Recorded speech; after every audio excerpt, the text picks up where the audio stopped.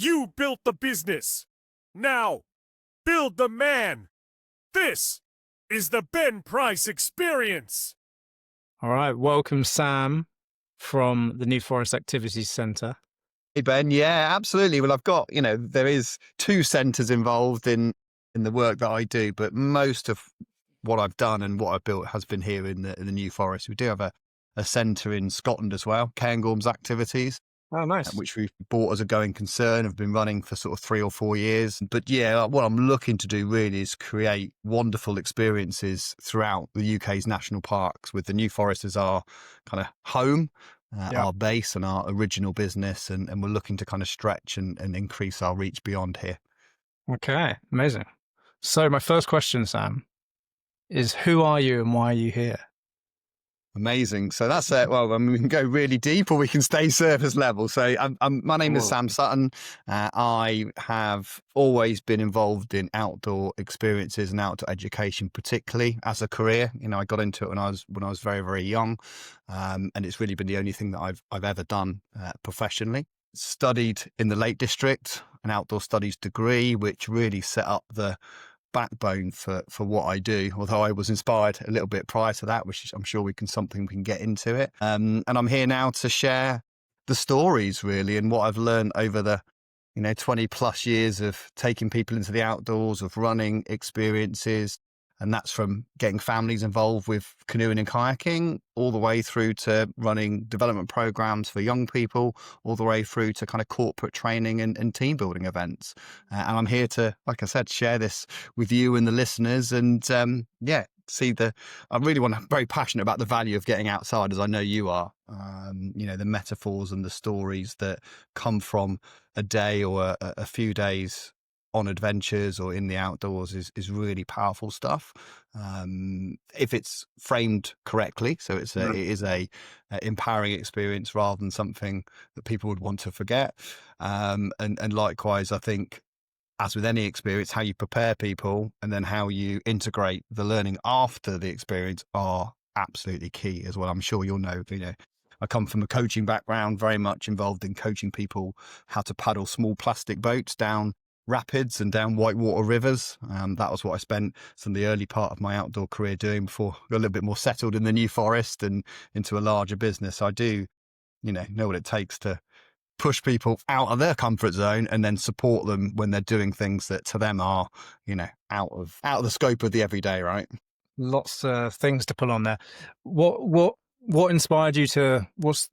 inspired you to kind of pursue this as a business, as a way of life? Yeah, I'll tell you what, when I was in my teens, I was working at an outdoor activity centre, but I was in the kitchen. It was one of the first jobs I got, was really just looking after the kids' sort of breakfast and lunch and dinner whilst I was sort of at school. And I got the opportunity to be one of the first instructors to train up and run courses on a ropes course, which at the time was a fairly new phenomenon. It was a mixture of low ropes, sort of team tasks that are about a couple of foot off the ground, and then the kind of jewel in the crown really were these high ropes experiences. Imagine 30, 40 foot up into trees. There's various elements, little tasks and challenges that people would attempt whilst strapped into climbing equipment, so harnesses and ropes. I fell into that really. It was like, Sam, would you like to have a go at this? I was like, oh, sounds cool. Why not? I was into sport, but never really into what you call outdoor adventure activities as a child. But, once I got qualified and after running a few sessions, I was like, this is amazing. These kids or these adults, they're coming down to these woods and they're leaving changed and developed and grown. That could be a group of kids that have confidence has just now risen up because they've overcome the swing across the swamp, or they've solved the puzzle that allowed them to get across the rickety bridge or whatever the task was. But then also more powerfully was, I had corporate leaders, senior executives on the end of my rope trying to climb on top of this telegraph pole.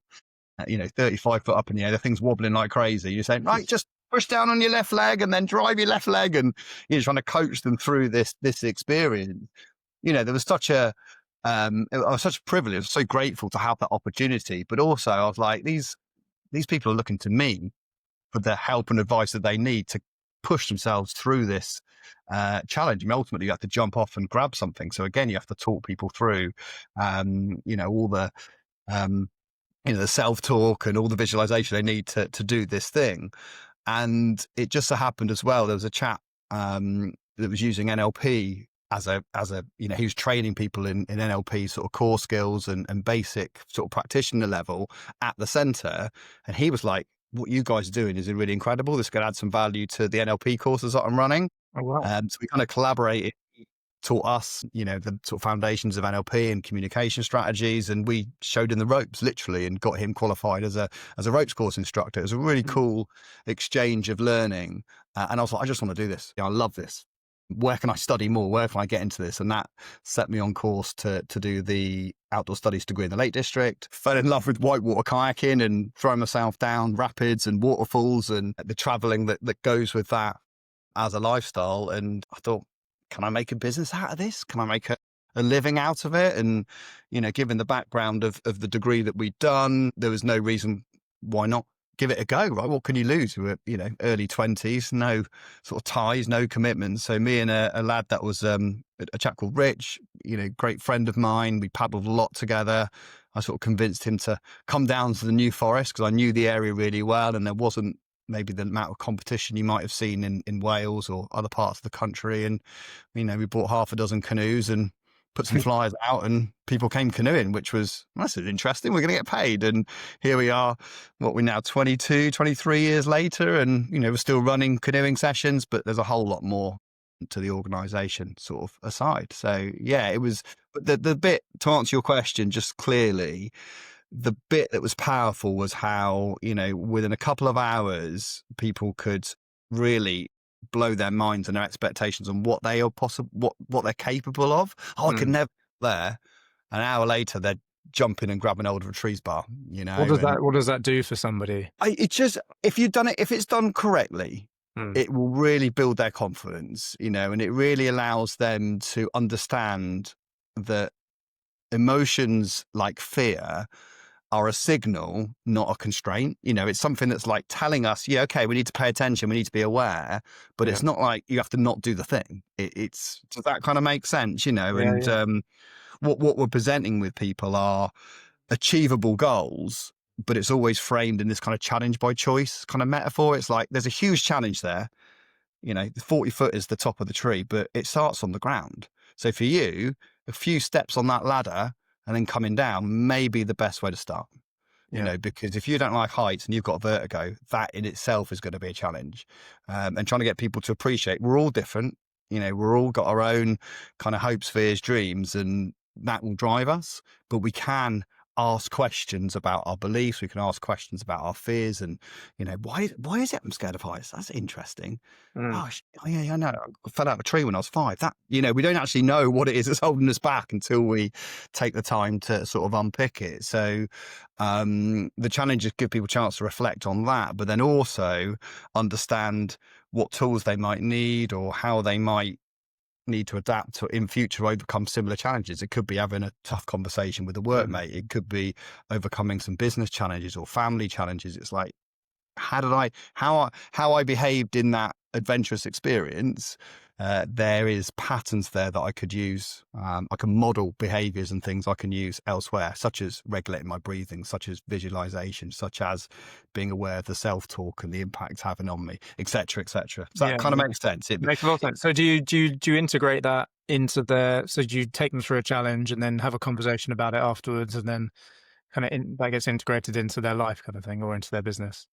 If that's, I try and do it all the time, but if I'm invited to do it, it'd be more overt. So if it is a youth development program, absolutely. We go very much back to basics, CLOBs, learning cycle, plan, do, review. What's this thing we're setting ourselves up for? How can we prepare for it? We do it, and then we reflect and we learn. And the idea is that cycle goes forward. When we're working with business teams, they might be thinking, well, okay, we've overcome these challenges here together. What tools and techniques did we use? How can we then relate that back to some of the challenges we're having at work? So yeah, it'd be the same process. You would have an onboarding, you'd have the thing, and then you'd have the integration kind of afterwards. If it was a family coming down for a fun afternoon, you may be more subtle with it. And certainly how I would train the team is to, you've got to have that rapport. But how often do kids get to see their parents learning something? Hmm. How often do families get to go through that whole learning curve together? Yeah. Isn't it interesting how mum interacts with dad, and how, sometimes dad gets frustrated, and how, like, kids are just absorbing all of this, right? They're watching their parents learn, and you can actually tell quite a lot about relationships Yeah, I'm sure. by the way that they react to each other when they're trying to learn how to paddle a canoe, particularly if it's windy and the person at the back can't quite work it out. There is opportunities there to do some personal development work, albeit in the framing of like a nice family day out, right? But I don't think we should ever take for granted the power of these experiences, right? I mean, even if it's a kid's birthday party, they're coming down, they're going to do laser tag, but they've got to plan, they've got to strategize, they've got to come up with a way of getting everyone involved, right? If they're joining in with another party, how do you get the 10-year-olds to interact with the 12-year-olds in a way that helps them? So there's always opportunities there. You've got to work with the client in terms of how overt are you with the learning and development, and how much is it let the fun sort of play out, if that kind of makes sense. So the opportunities are always there, and they are in our own lives, right? I mean, how many people have a reflective practice where they think, how could I have been better today, or how could I have been more of X or Y for the people around me? And I think what outdoor education does is encourage people to reflect on themselves. And if people start to do that in their everyday lives, then for me, that's a massive win, right? Yeah. I'm interested to have your thoughts on this works better for men versus women, or if there's not really a difference, because, we're at a time where masculinity is quite confusing for a lot of people, don't even necessarily have a conversation around it. And suicide for men is also at an all-time high. So there's this kind of narrative of men need to be more vulnerable, but, when you think about it, no man really wants to be vulnerable. So, and not many men want to go to therapy either. So it's sort of a catch-22, but maybe this is a really safe space, or like, what are your thoughts on that?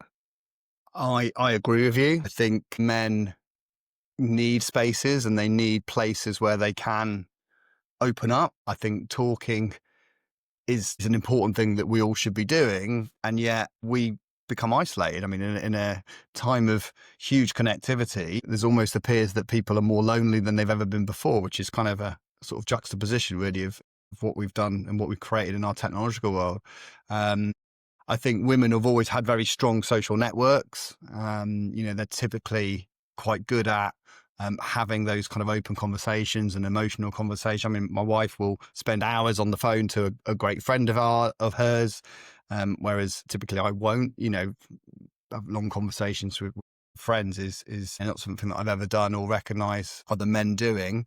And I do think having spaces where people can open up is key.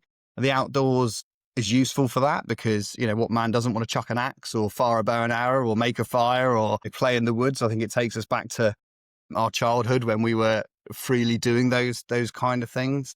I've got like yourself, I've got 3 friends that are starting to build men's networks that focus on using outdoor experiences to create a space where we can talk around a fire, or we can talk around issues in our lives that maybe we haven't got a chance to do elsewhere. Certainly for me, it'd be much more interesting than perhaps sort of traditional therapy. I do think also, obviously, if people are, at a crisis point, they do get that professional help. I don't think, a men's circle is necessarily going to help people that are absolutely at the wit's end and in crises. But if we can stop people getting to that point by highlighting that they're not alone, that other men are going through the same issues, and that anything that they've going through in their life, somebody else will have been through that and come out the other side the stronger. I think it is super, super important. I mean, arguably, maybe for women as well, it is likewise. But I think, obviously, like you pointed out, the statistics would suggest that men are much more at risk of taking their own lives, or much more at risk of going into depression or anxiety without actually any warning signs, or without actually having that. What do you think? There's sort of, we spoke about it kind of off camera, but like the adventure, the lack of challenge, the lack of adventure in most people's lives. What impact do you think that has on men in particular? I don't think, we can speak for women, but we can probably speak a little bit for men. I think it's a real problem, because if you think about what we are naturally primed to do. As men, we are the hunter gatherer, in the fact that we should be using our bodies to physically create wealth and create value for the tribe, our families, or for the people that we care about. And we used to do that in packs, in groups that would have each other's backs, that would be there to support and motivate and look after each other. And if you weren't able to do that, then you probably didn't have a place in the clan, so you were sort of selective for people that were sociable, confident, and physically very fit and able. And I think our society doesn't necessarily require that anymore, because everything's on tap. The food and the water and everything that we need is literally there. And the kind of jobs that we are typically doing does not involve a huge amount of physicality. And even if it does, it's not challenging in terms of like problem solving all the time. Even manual labor tends to be fairly structured and process driven. It's not a case of, if you went out hunting something any which way, things could be so dynamic, wasn't it? Like the environment that we would have been out when we were kind of hunting and gathering, and, even early agriculture would be a lot more challenging physically, and we'd have been a lot more in tune with the cycles of the moon and the seasons, and the natural world would have become an important part of who we are. And that's disconnected us from nature, and I think it's also disconnected us from each other. What do you see the disconnection from nature? Why is that an issue at all, if it is? Why is it an issue? Well, it's what we are. Like, you can't. I mean, nature is interesting. People say, "Oh, that city's not natural." It's like, why? It's an organism that's built that city. I mean, of course it's natural. But the boxing of things, okay, it's Alan Watts that sort of says, nature is squiggly, but humans like to put things in straight line and in boxes. And then we really have a struggle when, funny enough, the boxes don't coincide with nature. Things don't, and we can get all the way from language to, the physical nature of how we build things. So we are nature.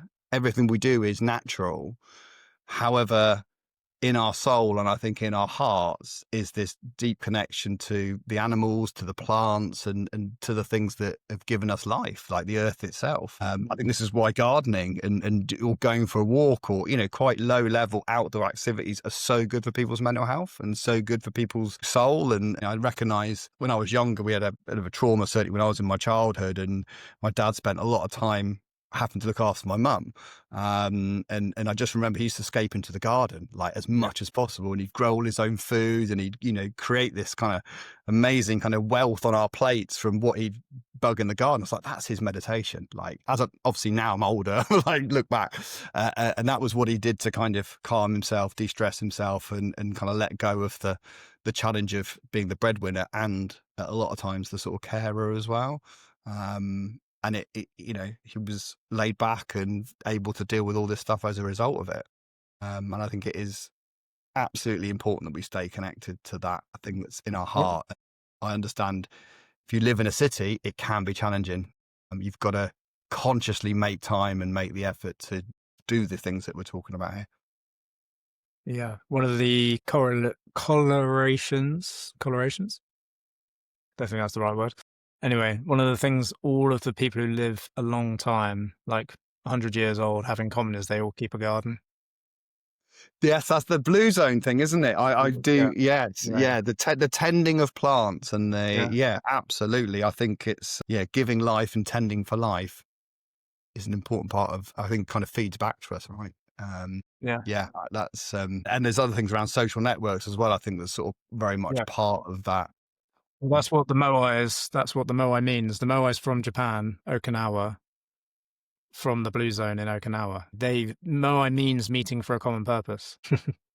So gardening, meeting friends, sharing stories, that communal being in sense nature of as well.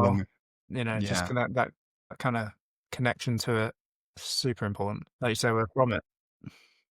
And that was how, I say early humans, but it's only in the last kind of couple of 100 years, maybe slightly longer, that we've moved away from that natural state of growing our own food, or at least being part of the food production process. And it wasn't the case of like have an outdoor lifestyle. It's like, well, you just did. You lived Yeah. under the stars was where the social space was. You had to work with the seasons and make hay while the sun shines, literally, and, bring in all the crops and feed yourselves up. So you were, fat and well fed as you went into autumn, and then you could get through the kind of really harsh winters and come out in spring pretty skinny and thin and, but survived, and then the whole thing would sort of go again.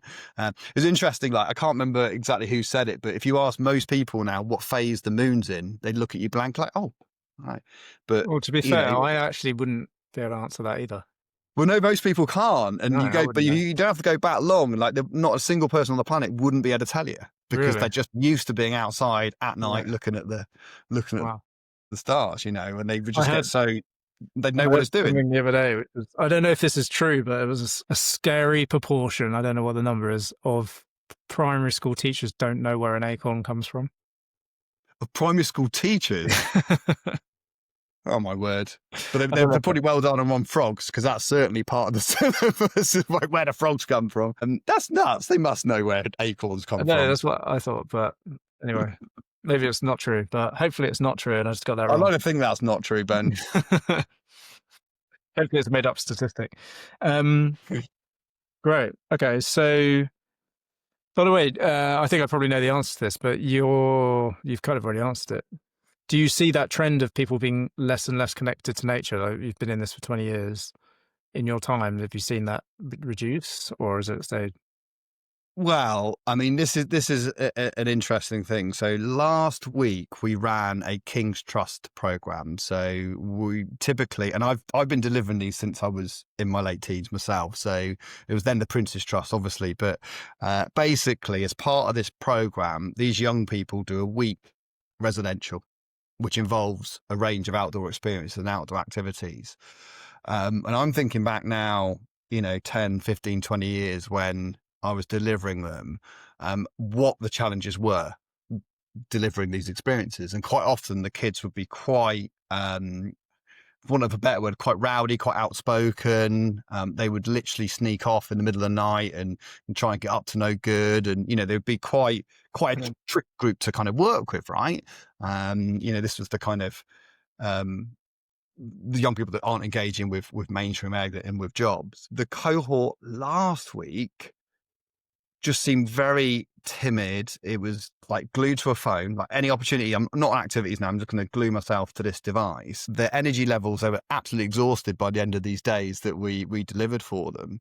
But it sounds daft. Like they didn't get up to any no good. Like they weren't. You might want them to go and break something.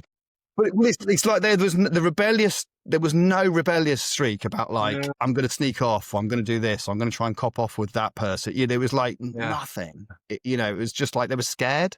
Yeah, they're timid, or they were worried about going away in the first place. Residential was a big thing for them. They'd never had any time away from home.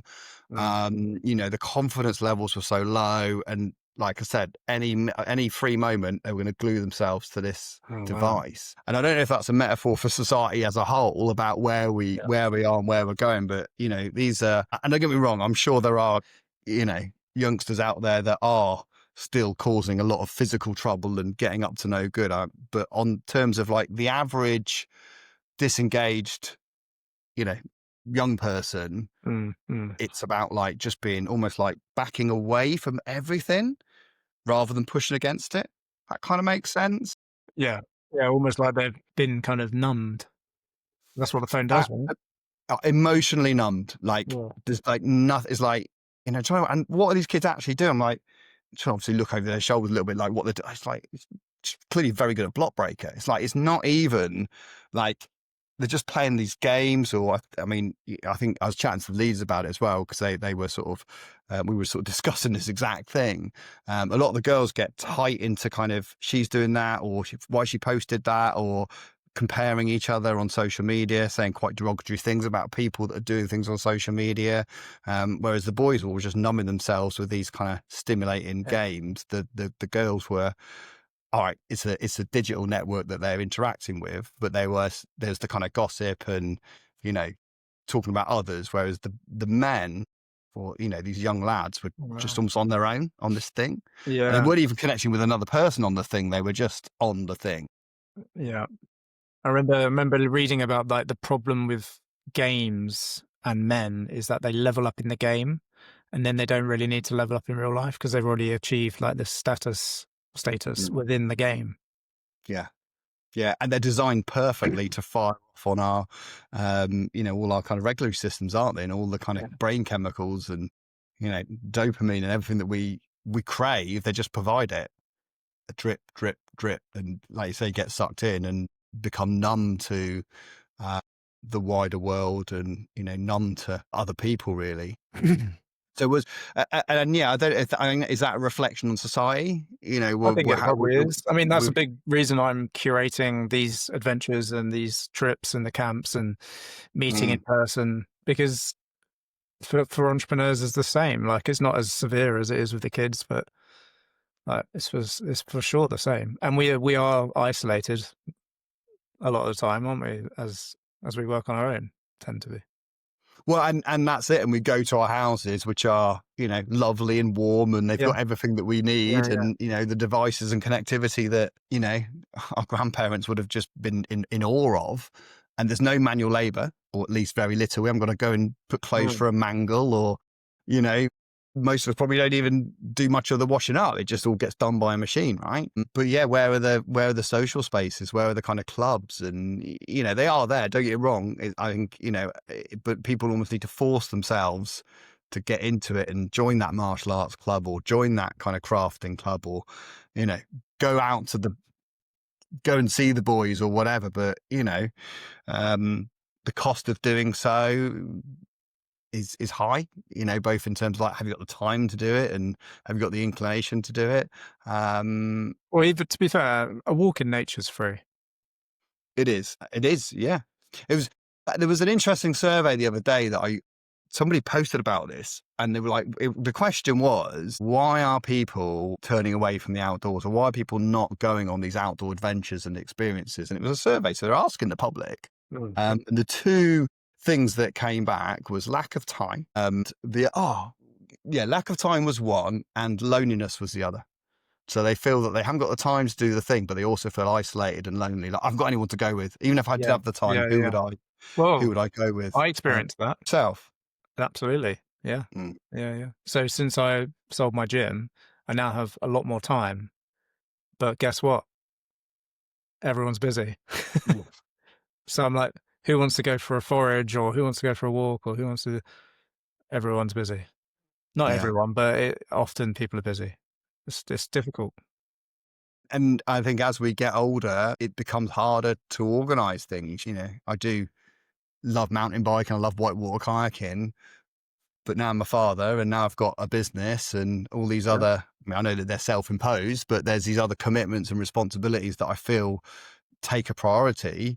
It's really hard. I can't just jump on my bike and go and meet my mates and have a little jump session, or, I mean, you need to aim for the kayaking. I'm living in the wrong place for that, but it's almost like you have to have like fun by calendar. If you don't put it in the diary, it doesn't happen.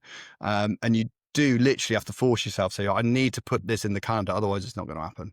I think you do. Yeah. I mean, I didn't do a camp this month because it was September and people are away and things. But I actually just really missed it. I wish I'd done one. It was because the whole reason I started this in the first place was selfish reasons. It was for me to have community and go into nature with people, and I needed to curate it for me. And yeah, I missed it this month.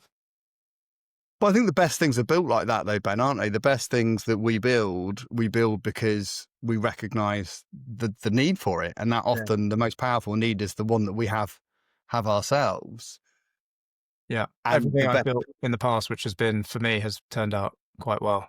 And the best people to work with are people like you. You know, that's ultimately, who's your ideal client? Someone like me. Someone that wants to do these adventures, and someone that, cares deeply about personal development, someone that wants to explore what's possible, that wants to, dig under the skin of behaviors and psychology, and they're the best people to work with, right? And be the same for you. You're the kind of guy that wants to work out and run a gym, who are the best clients? Well, those that want to work out and, share that space with you and do it. So I don't think there's any, I think that's the way to go. It's more authentic, and certainly, I think it makes the whole act of business a lot more enjoyable if it is fueling our passion and our inherent sort of needs. Yeah, 100%. Great. What are some systems or rituals that you use for yourself, for your own well-being or your own personal development?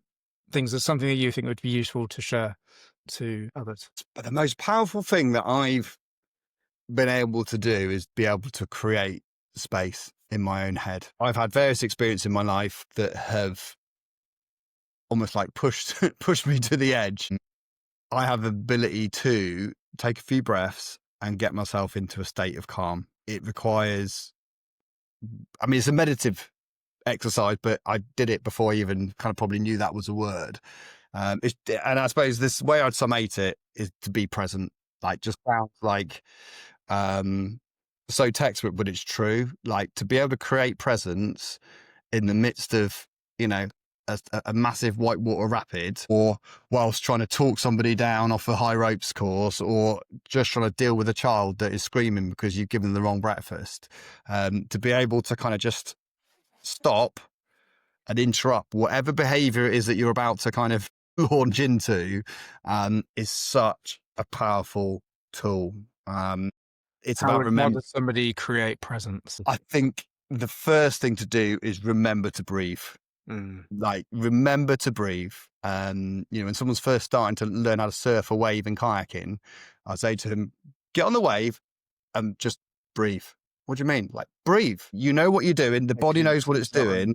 Yeah. You can't interfere with it by thinking about that paddle stroke. You just breathe, and suddenly their kayaking becomes a whole load better because you've regulated it. So that's the pattern interrupt. Remember to breathe, because you are breathing anyway, but remembering to breathe brings you back to, right. And now we can control the thing that was happening unconscious, which is the pattern. That's the lesson, right? Because your behavior is unconscious, but then remember to breathe. Remember, who am I being? How am I acting? Now I can have an influence on the next few moments. You can't change the past. I can only be now. Breathe. Right. Is it worth being angry? Is shouting the way to go? What does this person need to get them through that thing? Where am I in the middle of this rapid now? Where's the, I think that, and that brings, so personally, it brings you into the present. Yes. Okay. We can think about what the body's feeling and but the breathing bit for me is the first part of becoming present. Yeah. I mean, anything else above that is, I think, is fluff, because the breathing only happens now.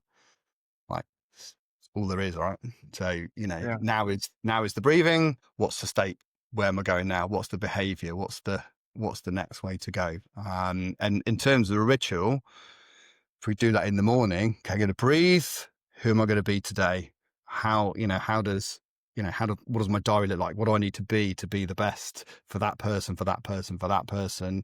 How am I going to show up? And then at the end of the day, back to the breathing. How was today? That plan, do, review, right? That's the kind of structure of it. And if I remember to do that, it all seems to More intentional kind of about who you're being. Yeah. And an awareness of it as well. Yeah. Like, an awareness of who I'm being. Is that aligned with what I wanted to do when I woke up this morning? And yeah, we do, we get stuff thrown at us, don't we? We always get, those things thrown at us, but I've got a long way to go. I'm still learning. I'm still practicing these things, but I am pretty good at, isn't it interesting? I'm a bit angry. That's interesting. Nice. Like, that state is, yeah. I think it's that curiosity around it. But yeah, outside of that, as we discussed, I think it's just really important that you diarize the things that are important to you. So block out that 30-minute walk. I do, as far as I can, every single day, just try and go for a walk for like 20 minutes. How Particularly if I'm often not, do you think someone needs, like, if they live in the city, how often do you think they need to get out and just be in nature for like a period of time? Well, I think every day they need to go to the local park, or they need to just go and be with a tree, or Yeah. do something. Even if it's just looking up, Yeah. like look up at the sky. Look up at Stars. try and find some space. Really, I think is the point. I mean, I would find city dwelling really challenging, and I've never done it, so I'm presupposing what I might need to do to stay sane. But I would certainly need to make sure that I found a local park that I could walk or run in, or spend some time sitting in, really every day insofar as possible. And I would imagine it's pretty healthy to try and get out of the city for at the weekend or a couple of times a month, really, to just get reset and grounded. I'm just really blessed and super grateful that I live in a space where I can just walk into the woods, and the open forest is a few minutes away from where I work and where I live. So I am extremely grateful for that. Although I've created it that way, that's part of like how I chose. One thing I do miss is mountains. I love spending time in the mountains, and that's partly probably one of the reasons that I bought the business in Scotland. Was it's like, now I've got an excuse to go to the mountains every few weeks to check on things up there. But that's a pull because of the adventures and the awe-inspiring, right? These kind of natural processes that took place over millions of years have carved out these shapes, and here we are with a fleeting lifespan, just here for the moment. I think there's a lot of inspiration from the mountain. But yeah, nature's really key. It's who we are, and I think if you can't do that, at least speak to another person, or try and create that social relationship as well. Yeah. But I don't know. Like I said, I haven't lived in a city enough, and maybe it's naive of me to imagine that you can walk to a park wherever you are in any city. I'm sure there'll be ways that you can't do that. But I have been to cities, and there tends to be trees and bushes and parks around. So Yeah. um, London's very good for trees, isn't it? yeah, and a walk. We are nature anyway. So I think the movement is part of it as well. Just go for a walk, right? Even if it is an urban jungle, go for a walk. Breathe. Yeah, I agree. What are you challenged with right now? Juggling lots of different identities, lots of different ways that I could go in business, particularly, is quite challenging. Our business grew a lot off the back of COVID. There was a huge amount of demand. People saw the light. Oh my goodness, I need to spend time with friends and loved ones. I need to be outside. It's like, Yeah. hallelujah, right? That's COVID taught people that. So, off the back of the pandemic, our business grew massively because the demand for being with people outdoors was massive. And I think, the last couple of years have been quite challenging. People have tightened their belts a little bit, and they see it's, maybe I won't go on that extra holiday to the New Forest, or, maybe I won't take my business team out, or, it's been harder, basically. So in dealing with that, you think, well, what can we do as a business? Well, because we're not particularly niched. You could do a kids party with us, you could do a development team building event with us, and everything in between, including kind of school residentials. I find the business is quite hard to juggle because of these different multifaceted things. We're not just honing in on one thing or another. And I think what I would love to be doing more of is probably the more challenging thing, because it requires me to carve out chunks of time to dedicate to. I mean, exactly the kind of things that you're talking about, Ben, is that we've previously spoken anyway, but the idea of doing multi-day retreats or getting people out into the outdoor environment to have quite intense experiences together and quite intense discussions, is for me where I would like to go with the business. But does the brand New Forest Activities support that? It's almost like a different thing. So, the challenge is, do I grow the bits that are more down to earth, or do I break out and try and do something that's certainly within the sphere of what we do, but is a kind of new step for the company? Trying to juggle all of that with a seasonal business and staff and family and everything else is a real personal challenge. There's not enough hours in the day to do that, so something's got to give, and I find that quite hard. What do you need help with, do you think, the most at the moment? Like, if someone's listening to this and they could potentially help you with, reach out and help you. I think I'd be very interested in partnerships and working with people, certainly around the UK, that are interested in the deeper work, using outdoor experiences to really support people particularly those that are going through quite a lot of challenge. I really love to build in work that my wife can be involved in as well. She's a yoga therapist, a yoga teacher. She does a lot of Okay. work in mental health within the NHS. And I'd love to build something that use some of that skill set as well to basically be more of a holistic. I'd love to see the day where people get prescribed outdoor experiences as Oh, part of their mental health journey, and like what you need is to go to nature. I think that would really help. So I'd love to see a society where we understand that could be an antidote.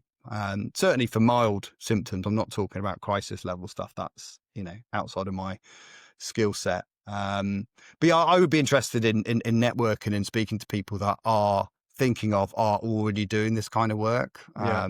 So yeah, Okay. retreats, adventure retreats, that are there to help people to heal or to grow, rather than it just being like a fun day out or a Yeah. fun Tell adventure. tell me a bit more about like the site, the land that you've got, and like what's available. And Yeah, brilliant. So we're based on a private estate in the New Forest here, part of Bewley, which is historically quite famous, and a lot of the site that we use is a nature reserve as well within the national park. So we've got commercial access to the river, where we do a lot of our paddle sports, so canoeing, kayaking trips. Very, very special and unique environment for that. So that's super wonderful. And then we also have a multi-acred site in the woods where we've got our ropes course experiences, archery ranges, fire pits, and there's also a kind of classroom up there as well. We've got a lot of local links with hotels and campsites and places where you could do more extended retreats and experiences from. And, there is within reason, there's no restriction on what you can do in the wider New Forest as well. So you can take people out for walks, you can take people out for experiences. There's a lot of local knowledge that can really enhance that experience with people as well, whether it's flora, fauna, it's tracking, it's history. There's a lot of people in the network down here that can add value to what we do. And in the Cairngorms, it's similar. In Scotland, it's similar. We're part of a private estate. There's a lot more wild up there. There's a lot more of the rivers and the canyons and the mountains that allow us to do more overnight work and really get out into the great outdoors. But the sites are, they're private. That's the bit that is really nice, is we do have these home bases where the access is really good. They're not too far away from major cities and road links, but you get this kind of tranquility and no one's going to disturb you. And if you are sitting down around a campfire opening up, it's a really kind of private and secluded space for that as well. So it's, and with the indoor classrooms as well, it does add itself to people that want to add coaching value or workshops into the whole experience. amazing. And how might people find out more about you? Well, I'm quite active on LinkedIn. Sam Sutton. Look out for the guy that looks like he's going paddling on there. But yeah, New Forest Activities is the main business. We've got newforestactivities.co.uk down here in the New Forest, and Cairngorms Activities if you're ever up in the north of Scotland. Thank you very much, Sam. That was really good. Amazing. Thank you so much, Ben, for this. Love it. No worries. See you soon. You've been listening to the Ben Price Experience. These conversations are not just for entertainment, they are also an invitation to confront the truth about what you're experiencing in life. An invitation to upgrade your standards and to lead from a more powerful, grounded, and peaceful place, and to start to win the war in your mind. If any of the messages hit home in these conversations that we have, and you want to go deeper, then I recommend applying to join Camp Ochi. That's Camp OCCCE, 3 C's. One conversation can change everything. This is a camp where we take off the masks that we wear as men, and we refuse to engage in kind of the norm. We spend time with each other. We haven't got any phones. There's no hiding. You'll be challenged. It's pretty chilled at the same time, and you'll walk away probably the most clear that you've felt in a long time. So if that sounds like something you'd like to experience, I'm inviting you to apply. I'm not saying that we don't just take everybody, but yeah, go to the website www.campochi.com O3Cs and E.com. All right. Thanks for listening. Lots of love and have a powerful day.